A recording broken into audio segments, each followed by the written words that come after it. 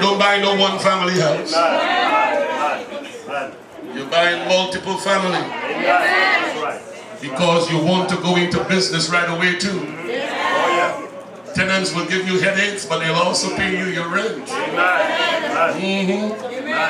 And if you really want to get rich, you can't be working for nobody. You better have your own business. If you can cook, cook like nobody else can cook, and make some money off your cooking. Oh Lord. Do like the Nigerians. The Nigerians have no place in Hollywood. So they started to make their own movies. Now everybody in Hollywood is making movies like the Nigerians. Oh, come on now. You can give the Africans a little hand here tonight. Hallelujah. Touch your neighbor and say, you need your own business. Hallelujah. Now what kind of church is this? It's a Holy Ghost church. Say it again. What kind of church is this?